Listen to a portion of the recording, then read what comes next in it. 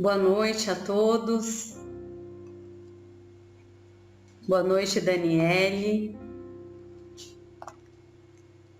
Se puder confirmar se está me ouvindo, se está conseguindo captar perfeitamente o som.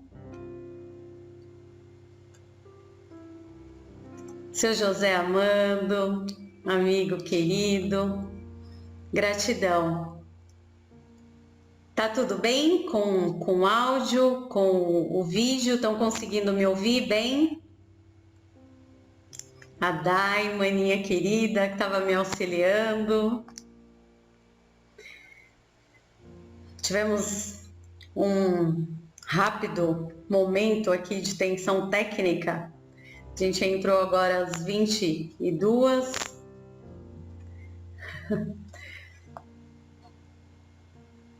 Tá chegando aí mais algumas pessoas. Paula. Que bom. É uma alegria estar aqui com vocês. Que bênção poder ter essa oportunidade de juntos refletir mais uma vez e ter essa bênção que é a internet, que nos auxilia, que nos ajuda tanto, né, para que a gente possa, mesmo separados fisicamente, nós estarmos unidos pelo nosso coração e continuar o nosso processo de reflexão, de aprendizagem, de estudo. Hoje nós estamos aqui representando o Centro Espírita Luz no Caminho. Nossos irmãos queridos, agradecemos a oportunidade, a confiança, e hoje nós trouxemos aqui uma reflexão para fazermos desse livro, que eu deixo como recomendação para quem não conhece. Esse livro é uma psicografia do Divaldo, pelo espírito Amélia Rodrigues, e é um livro, olha, pequenininho só no tamanho, mas é um livro muito profundo, onde tem grandes ensinamentos. E quando eu pensava no que a gente poderia refletir nesses dias atuais, no contexto que nós vivemos, não por acaso, não acredito em acaso, veio essa mensagem desse livro, onde ela é intitulada Candidatos ao Reino. E é muito curioso, muito interessante, quando nós, quem tiver oportunidade, se tem esse livro, depois acompanhe, quando nós vemos essa passagem desse livro intitulada Candidatos ao Reino. Então, vou contar uma historinha, resumindo mais ou menos com as minhas palavras, do que se passa aqui nessa passagem desse livro Candidatos ao Reino. Ele começa de uma forma muito curiosa, que ele diz assim, com muita semelhança ao contexto que nós vivemos. A semana transcorria febril, a agitação substituíra a calmaria habitual naqueles convidados para a nova era. Havia deixado seus haveres e interesses, abraçando as perspectivas e ambições diferentes que lhes acenara. Quase sem palavras, o estranho, o poderoso Rabi. Aqui eles estão falando de Jesus. Estão falando de Jesus, que naquele momento que passava-se ali em Jerusalém, todos estavam vendo as interlocuções que o Cristo estava levando naquele momento, e todos ficaram muito envolvidos, diz aqui no livro, pelos ensinamentos do Cristo. E diz que as impressões dos sentimentos que eles tinham eram ambíguo, porque ao mesmo tempo que dava aquele sentimento de querê-lo por perto, Jesus, com a sua profundidade, com o seu olhar, de olhar a alma nossa, os remetia a um certo temor por pensar do que se tratava esse reino, essa nova era que ele vinha trazer ali para todos. Então, eles diziam assim que o certo era ficar próximo dele, mas esse temor desses sentimentos muitas vezes os balançavam. Então, já acostumado com a docilidade do Cristo, com o coração amoroso, generoso e terno dele, todos se achegavam perto dele para ter com eles. Já se acostumava com as suas profundas exortações e estavam fascinados, né, com as suas interferências em suas vidas, restaurando a sua saúde, o seu equilíbrio, os seus sentimentos, quando lhes buscavam socorro. Por isso eles estavam um tanto inquietos, diz aqui Amélia Rodrigues, porque havia sido lançado pela boca de Jesus um reino, as bases de um reino que ele referia-se por várias vezes. Aí diz que Jesus falava dessa grande construção, dessa renovação que viria, e eles queriam saber o que seria exatamente esse reino. E foi nesse clima de exaltação emocional que, ao término da semana, do contentamento, do aproveitamento, de partilhar do convívio de Jesus ali, que Tiago, um discípulo que habitualmente costumava levar até o Cristo, diz Amélia Rodrigues, várias pessoas que buscavam, quando ouviam falar de Jesus, Tiago levava para que pudesse conhecê-lo, conhecer o Mestre. E aqui diz que então ele leva três personalidades apresentando ao construtor divino, no caso Jesus. E não era um fato inusitado, diz Amélia Rodrigues, porque sempre muitos iam buscar para conhecer o que era esse homem, de que reino ele falava, do que necessitava ter aquele que queria estar com ele, segui-lo e fazer parte desse reino. Então, diz aqui Amélia Rodrigues que Tiago apresenta para Jesus, então, três personalidades. Apresenta para o Cristo três personalidades, dizendo para ele de forma gentil e amoroso: Mestre, trouxe três grandes homens que vai nos ajudar na construção do seu reino, na construção dessa nova era na terra. Jesus amoroso recebe todos eles e começa a escutá-los. E a primeira personagem que Tiago, que relata ali, que Tiago leva para ter com Jesus, chamava-se Sadoc ben Eleazar. Ele era um famoso construtor, era um construtor admirado por todos em Jerusalém, buscado por todos pela sua fama e pela segurança que ele dava por ser ele um conhecedor das obras, das construções. Então, ele vendo Jesus, se aproxima do Cristo e começa a falar com ele. Começa a falar com Jesus, dirigindo-se para ele, dizendo que ele encaneceu todos os seus cabelos realmente na ciência e na arte da construção. E que todos aqueles os mais belos, as mais belas construções e templos, com exceção do Augusto Templo, pelas suas mãos passou, ou por algum dos seus funcionários, dos seus que trabalhavam junto dele. E que Jesus podia contar com ele, porque quando ele ouviu falar desse reino que ele queria construir, ele pensou: eu posso contribuir, porque eu tenho conhecimento na construção e na edificação de belas e grandiosas obras. Entretanto, após se apresentar para o Cristo, ele fala algo dessa forma: eu desejo anonimato, eu tenho uma família honrada, distinta, com nome a zelar. E ele coloca para o Cristo que Roma poderia esmagá-lo se de repente não compreendesse muito bem esse reino revolucionário que ele viera trazer.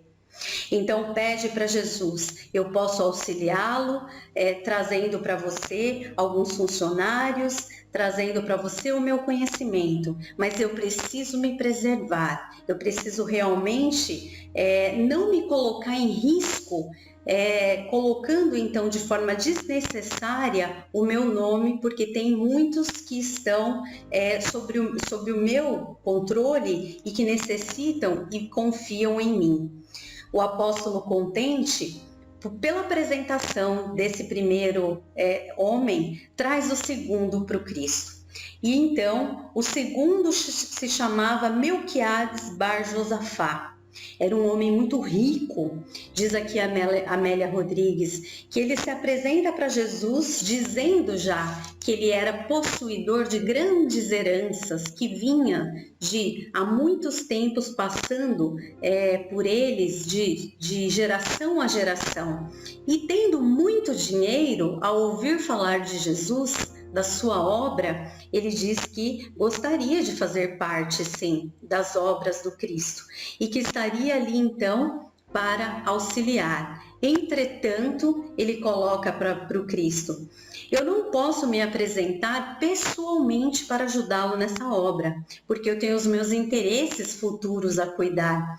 Então eu peço que conte comigo, com essa parte da minha rica herança que eu tenho, mas eu não posso estar aqui porque tenho soluções a tratar futuras que são mais importantes no momento. O mestre olhou, agradeceu a apresentação do mesmo, e então Tiago trouxe o terceiro visitante, que conduziu com muito entusiasmo ao mestre Jesus e disse: mestre, esse é Benjamim, que vem da casa de Judá, e ele é um especialista e estrategista militar. Então ali era um jovem militar, aonde se colocava com muito entusiasmo diante do Cristo, onde Tiago apresentou que ele tinha grandes influências dentro dos militares e exército que governava no momento. Então, rapidamente, pelo seu entusiasmo jovem, ele começa a se apresentar para o Cristo e diz que ele não teme nada, que ele está ali disposto a servir e cumprir as suas ordens para o combate daquilo que for necessário, porque acredita poder contribuir com esse reino que ele dissera que iria construir. E também faz uma observação, diz para Jesus que ele veio até ele porque ele percebeu quantas multidões ele arrastava e comovia, como um líder natural que era. Faz-se símbolo do povo, agita as massas. Ele diz a Jesus: seu verbo incendeia a todos. E após a sua fala, ele coloca que ele nada teme, mas apesar disso ele gostaria que depois desse reino estabelecido, ele adoraria governar Jerusalém. Após essas refregas, quando a vitória houvera realmente alcançado e a glória se estabelecida. Havia uma emoção, uma alegria muito grande no jovem. Jesus, porém, olhando a eles, agradeceu a Tiago, agradeceu a todos a oferta, a apresentação e silencioso saiu da sala. E agora acontece algo curioso nessa história, que diz que Tiago vai ter com Jesus e fica totalmente indignado. E aí diz aqui que aborrecido, ele realmente explode e se abre com Jesus. Ele diz: eu não te entendo, tu propagas um reino, quer construir esse reino e eu trago para você 3 homens tão poderosos, influentes na nossa sociedade. E você mal dirige a palavra de consideração e entusiasmo a eles ou a mim. O que queres, afinal? Jesus, após ouvir Tiago, de uma forma terna e serena, como sempre fazia, diz para ele o seguinte: eu venho fundar o reino de Deus nas almas, sem aparências exteriores, Tiago. No mundo, esses reinos transitórios, todos se estabelecerão e passarão. Mas o meu reino, ele é estruturado com amor e renúncia, objetivando a libertação das consciências, dos sentimentos. Programado para a vida eterna, exige do candidato a sua edificação e sacrifício, abnegação e esforço, espírito de serviço interno. E Tiago, totalmente incompreendido e aborrecido com Cristo, volta-se para ele novamente e diz: mas mestre, são homens valorosos, são homens que poderiam acelerar a construção desse reino na terra. Por que não nos deixa auxiliar-nos? Nós poderíamos apressar a sua obra. Jesus sabiamente volta-se para ele novamente e diz: sem dúvida, Tiago, sem dúvida são pessoas distintas e poderosas, como tu mesmo dissestes. Mas aí Jesus chama ele a recordar a postura daqueles homens, o que ele, como conhecedor das almas, como conhecedor das fragilidades humanas, houvera visto e que talvez tivesse passado despercebido para Tiago. Ele diz assim: vamos recordar. Jesus falou então dos 3 personagens. O primeiro, Tiago, ambiciona manter uma comodidade sem riscos. Ele quer auxiliar, mas sem sacrifícios pessoais. O segundo está montado em valores, como ele disse, heranças que passam por várias e várias gerações. Mas ele mesmo coloca que ele precisa permanecer guindado nessa posição que ele desfruta no momento, não querendo de qualquer forma causar qualquer transtorno. O terceiro, embora jovem, sonhador, é presunçoso e interesseiro, exigindo logo mais o término, a governança posterior que alimentaria a sua vaidade. Então Jesus volta-se para ele e coloca: enquanto isso, Tiago, todos esses reinos passarão, deixando aquilo que é da qualidade deles deixar na terra. Eu, porém, que os antecipei, estarei acima deles, reunindo os que têm fome e sede de justiça, paz, anelados pelo reino dos céus, destituído de aparências exteriores, mas edificado e eternizado no coração do homem. Nesse momento, um grande silêncio se abateu no ambiente, porque apenas aqueles que estavam ali foi sentindo tudo aquilo que o mestre queria transmitir. E a partir daquele momento passaram então a compreender o que Jesus de fato gostaria de transmitir. Então vejamos, essa passagem ela vem e nos remete a muitos elementos que nós podemos nesse momento trazer para o nosso contexto atual.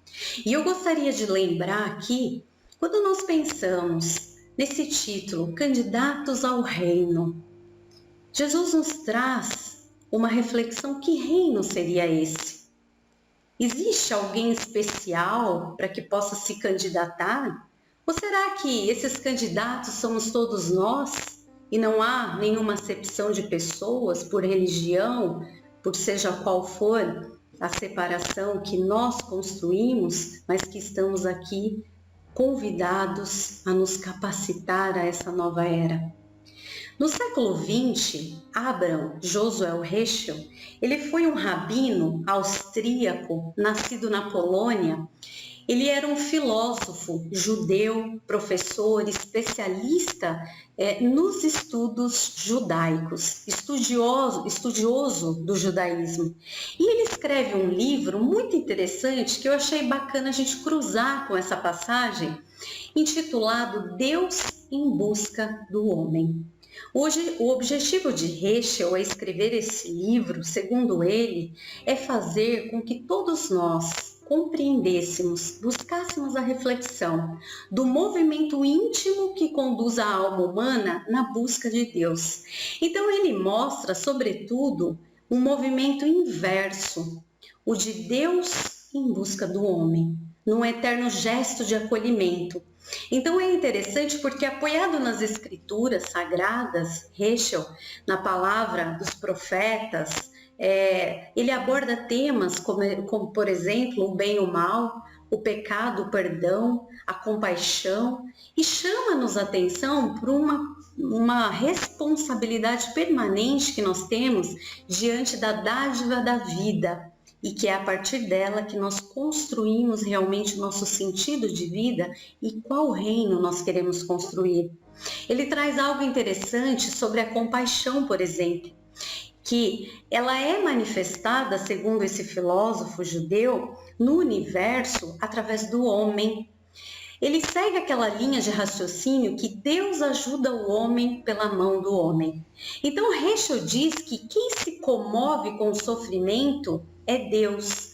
E nós passamos a ser um canal onde, através de nós, ele pode manifestar a sua compaixão.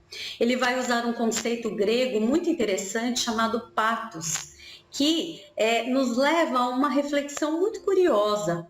Ele fala nesse livro, Deus em Busca do Homem, da parábola do bom samaritano, onde foi feita uma inversão desse vocábulo pathos e que vai nos auxiliar a compreender um pouco mais o que vem a ser essa capacitação daquele que quer ser o candidato para essa nova era.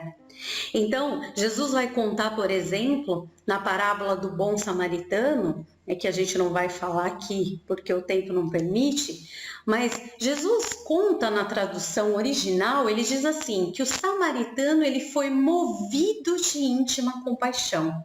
Então ele sofre uma ação, mas lá muitas vezes, se nós pegarmos várias traduções, foi feito de forma equivocada, está assim, moveu-se de íntima compaixão.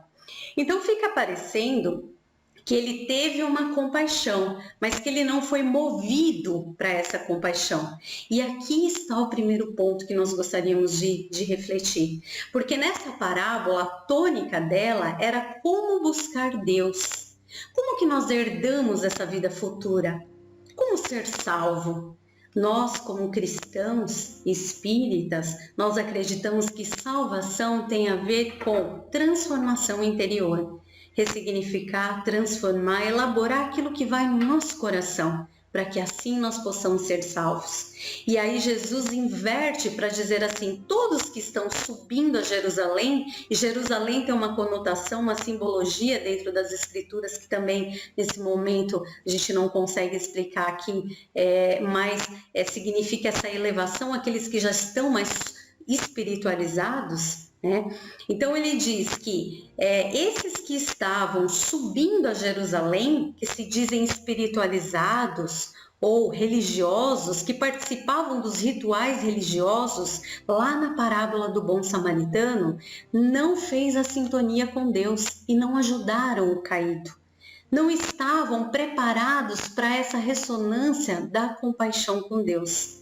E Deus não agiu por eles. E veja que lindo, quem que está preparado a se conectar com Deus e ser um canal da compaixão? O samaritano, que nessa época era visto como alguém inferior. Aí o que acontece? Olha que coisa linda, Deus age através dele, porque imaginemos que ele estava com essa conexão. E por que é importante nós pensarmos isso? Porque por mais que nós evoluamos, nunca nós amaríamos como Deus, porque nós seríamos então um outro Deus se assim fosse. Então o amor de Deus, essa força que equilibra o universo, segundo Emmanuel, e o nosso vai ser sempre uma canalização deste amor. Então a nossa tarefa como candidatos de uma nova era, de um novo mundo, é ser um canal de Deus no mundo. Nas bem-aventuranças, Jesus diz que os bem-aventurados, os puros de coração, verão a Deus. No momento que nós estamos com o nosso coração, com ambiência, com ressonância, para ser esse canal de Deus, nós estamos vendo Deus. Há uma expressão que diz assim, quanto mais fora, quanto mais dentro, mais fora. Então, vida interior. Nós temos vida interior, nos permite trazer essa vida interior para o externo. Como dizia Platão, no mundo das ideias, o mundo perfeito já existe. E aqui nós estamos tentando trazer, através do manifestar de valores, virtudes e sabedoria, plasmar aqui nesse mundo, esse mundo perfeito. Então a vida sempre vai se fazer, como nos diz o Cristo, este reino de dentro para fora. Não é construindo, indo à igreja apenas, fazendo os nossos movimentos externos, exteriores e aparentes, que que nós vamos estar construindo esse mundo novo, essa nova era, mas realmente transformando o nosso coração. Lembrava também de uma passagem de Mateus, 6:21, que diz: porque onde estiver o vosso tesouro, aí estará também o vosso coração. E é interessante porque onde estiver o vosso tesouro. Sempre que Jesus nos faz uma recomendação, ele menciona algo para nós intuitivamente, é para que nós possamos desenvolver uma fé consciente, responsável, construtiva.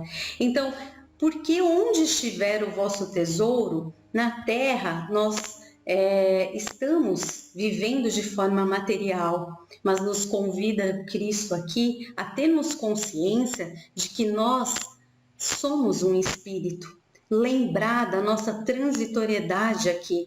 Então, encarnados na Terra, nós precisamos lembrar que nós não ficaremos eternamente aqui. E que muitas vezes o material, ele pode nos satisfazer, nos trazer benefícios, não podemos negar, ser hipócritas. Vivemos no mundo material e necessitamos do dinheiro para ir e vir, mas com a nossa consciência também voltada para as nossas necessidades espirituais, porque sabemos que em dado momento elas irão se impor de forma a nos chamar, nos aferir aquilo que nós estamos construindo por dentro de nós.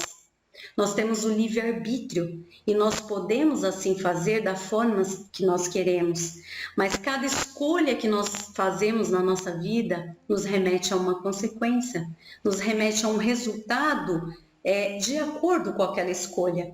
E nessa passagem onde diz: porque onde estiver o vosso tesouro, aí estará. Veja que interessante. Aí estará, Jesus fala do futuro.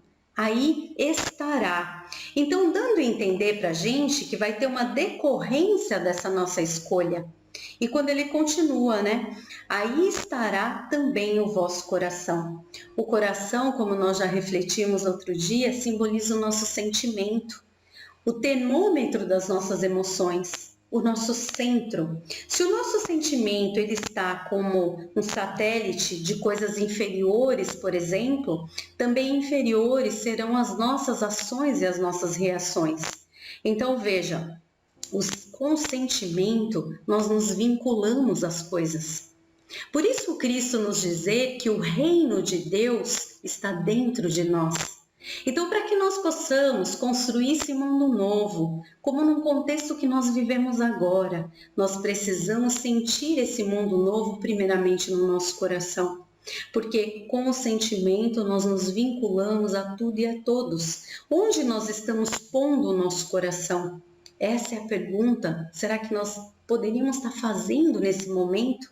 Nesse contexto desafiador que nós vivemos? Porque se é com o sentir, se é com a nossa vibração que nós nos vinculamos e construímos tudo para nós, em nós e para além de nós, aonde nós estamos pondo o nosso coração? Essa resposta aferirá que tipo de reino nós estamos nos preparando. Então vale a pena a gente estar refletindo sobre isso, que essa vida interior, e perguntar para nós, como lá na questão 919 do Livro dos Espíritos, nós cristãos espíritas, temos lá Santo Agostinho nos convidando ao autoconhecimento. Será que não seria esse momento que nós estamos sedentos de voltarmos para dentro de nós, no nosso centro, buscar através do autoconhecimento, olhar quem de fato nós somos, fazer esse diálogo interno, buscando a nossa essência e ver o que nós estamos construindo de dentro para fora. Porque o nosso mundo exterior, na verdade, ele é a soma do que existe no coração de todos nós. Platão chamava isso de divino ócios. Então é esse diálogo que nós precisamos ter internamente. Oficina interior é onde nós produzimos sentido de vida. Quando nós temos de uma forma mais delineada qual é o nosso sentido de vida, nós começamos a saber, a descobrir a nossa identidade real e compreender a qual reino nós estamos nos preparando de fato. Se o seu sentido de vida te define, Onde se fabrica esse sentido de vida? Na nossa oficina interior, na oficina interior de cada ser. Então vejamos, nós estamos vivendo esse momento tão desafiador, onde nós temos as dificuldades, os desafios, as vibrações que nós não gostamos, que nos afetam, e nós precisamos fazer um esforço tão grande para que a nossa vibração seja um pouco acima e nós possamos então compreender com um olho mais ampliado, ampliar a nossa consciência. E quando pensava nisso, eu me lembrava de uma tradição egípcia. Tem um livro muito interessante que se chama o Kaibalho, que ele fala das 7 leis de organização do universo. É um mestre, é um sábio chamado Hermes Trismegisto, que ele traz essas 7 leis que compõem o universo. Uma dessas 7 leis ele chama de lei de neutralização.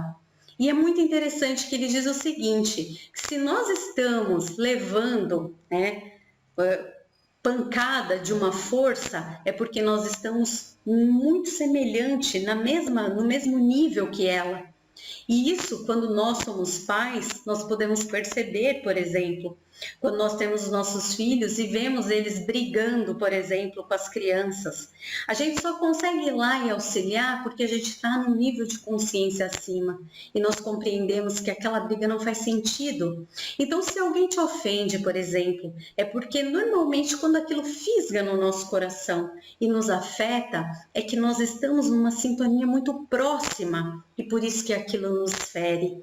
Então, veja, para que nós tenhamos, então, uma compreensão e não nos engajemos nessa sintonia que nós vivemos agora, nós precisamos elevar a nossa consciência, né? Subir um patamar. Aquelas coisas não vão deixar de existir, porque as problemáticas, os desafios estão aí.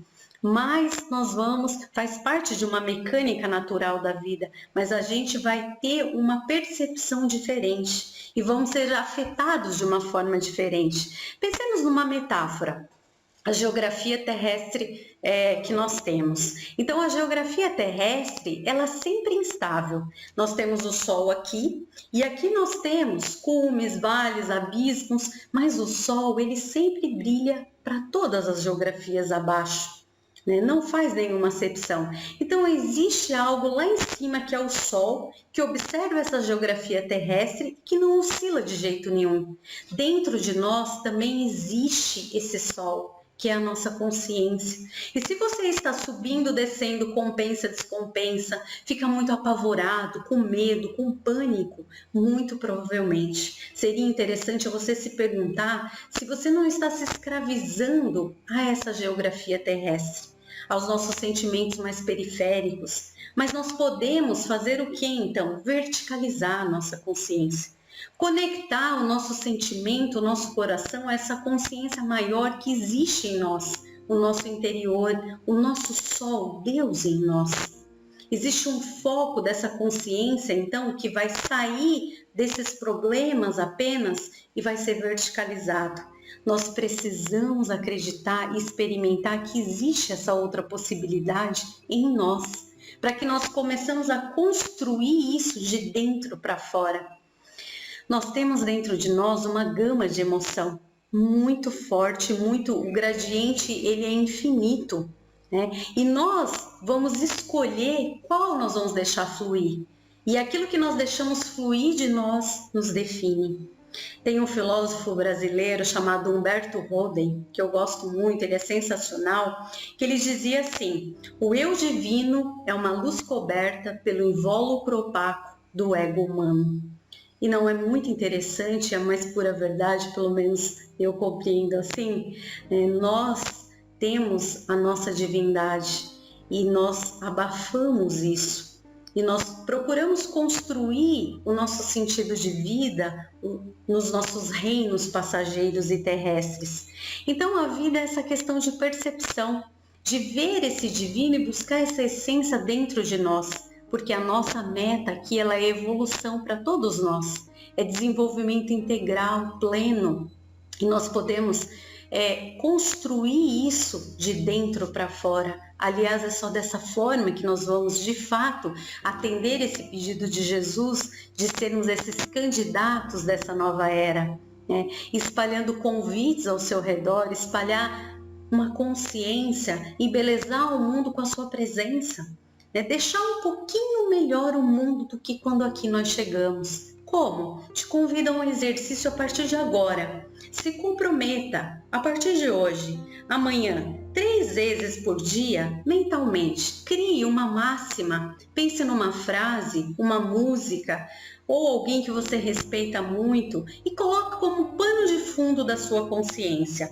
Algo belo, bonito, duradouro, todo dia, durante todo o dia. Diante disso, você vai perceber que tudo aquilo que não é bom, que não faz bem para você, bate retirada. Porque quando nós temos essa consciência de algo bom dentro de nós, é mais difícil nós nos assimilarmos com aquilo que não é produtivo. Então, seguir o Cristo, fazer parte desse reino, se candidatar para Ele, não é sermos fã do Cristo apenas, adorar o Cristo, fanatizar, ir na igreja, nos templos de pedra, mas é andar no mundo procurando realizar, a partir do nosso comportamento, pautado no comportamento dele, aspirarmos isso, aspirar nas pequenas coisas, no nosso sentimento, naquilo que está no nosso alcance, fazendo o máximo com o mínimo, porque nós precisamos lembrar que esse reino, que a nossa vida se dá de dentro para fora. É hora de nós transformarmos o mundo, primeiramente, de dentro do nosso coração para fora. Lembrar de fato aquilo que o Cristo nos trouxe. O reino de Deus está dentro de vós. E para a gente ir concluindo, lembrar que a nossa tarefa é esse reencontro conosco primeiramente. Essa limpeza interior é fácil, não é desafiador, é muito desafiador. Porque nós precisamos encontrar a nós próprios. Porque de certa maneira, quando você se encontra com você, você se encontra com o universo, você compreende o outro de uma forma diferente. No livro Deus em Busca do Homem, de Heschel, ele define o homem como sendo uma necessidade de Deus. Essa noção ela é muito bonita e ela deriva da mística judaica, que afirma que Deus necessita do homem para que por meio dele ele possa realizar no mundo as coisas que ele pretende realizar. E não é como Cristo convida Tiago, que esse mundo seja construído de dentro para fora. Então, a humanização nós podemos ver como uma tarefa do próprio homem e também como um ato sagrado, que cabe a cada um de nós realizar. Se nós pensarmos no nosso psiquismo, o amor de Deus ele está no centro, é no interior de cada um de nós que mora essa chama, Deus em nós. Mas nós temos todos que buscar essa conexão com isso que nós chamamos de Deus em nós. Despertar espiritual, de fato, é perceber essa chama, é perceber-se amado e passar a amar aquele que está fora de você. Esse é o verdadeiro candidato que se esforça a fazer parte deste reino. Nós somos um belíssimo colar de pérolas perspassado por continhas, cada pérolazinha por esse fio que nos une. Nossa mesma essência, nossa natureza divina, primordial. Nós não viemos aqui só para sofrer, nós viemos aqui para construir, sermos co-criadores com Deus. Mas para isso nós precisamos ser um canal. Somos esse canal, esse dígito de Deus no cosmos. Esse momento nos remete a essa questão. Nos remete a nos perguntarmos o quanto nós temos colaborado como construtores do Cristo, desse reino, dessa nova era, de dentro para fora. Fecho essa minha fala com um pequenino estrofe de um poema desse filósofo judaico Abraham Josuel Heschel, que ele diz assim: Deus me persegue em toda parte, como um tremor. O desejo em mim é por descanso. Ele me convocando diz: vem. Percebo visões vagando como mendigos pelas ruas. Eu vou com meus devaneios como um corredor, através do mundo. Às vezes, vejo suspensa em mim a face sem face de Deus. Bom, então a gente finalizou essa primeira parte da nossa reflexão. E nesse momento eu convido a todos vocês para a gente fazer uma pequena oração, um momento de relaxamento, de meditação, onde nós possamos nos conectar com o nosso Deus interno. Então eu convido todos vocês, nesse instante, a fechar os seus olhos, a voltar-se para dentro dos seus corações, inspirando, sentindo essa presença de Deus no seu coração. Sinta o ritmo do seu coração. Perceba que esse ritmo tem vida e que essa vida te convida a verdadeiramente buscar o seu sentido, o seu propósito aqui. Pedimos a Ti, Mestre Jesus, que nos auxilie nesse momento de desafios, que possamos juntos, cada qual, buscando no nosso interior a realização desse reino divino em nós, nos somar num só coração, de verdade sentirmos que somos um e trabalharmos como um canal de luz na Terra, no mundo, no cosmos. Abençoa, Senhor, a todos. Abençoa todas as famílias. Auxilia, Senhor, a todos os que passam por esses desafios individual, coletivo, e que nós possamos juntos impulsionar nesse instante, a partir do nosso coração, essa sincera vontade de estarmos sendo esse dígito de Deus na Terra, no mundo. Que Jesus nos abençoe e que nos fortaleça esse momento, para que venham os aprendizados e para que nós possamos juntos superá-los e aprendê-los. E sermos aqueles que de verdade possam fazer parte dessa nova era. Que Jesus nos abençoe a todos. Gratidão a todos. Fiquem na paz do Cristo e até a próxima.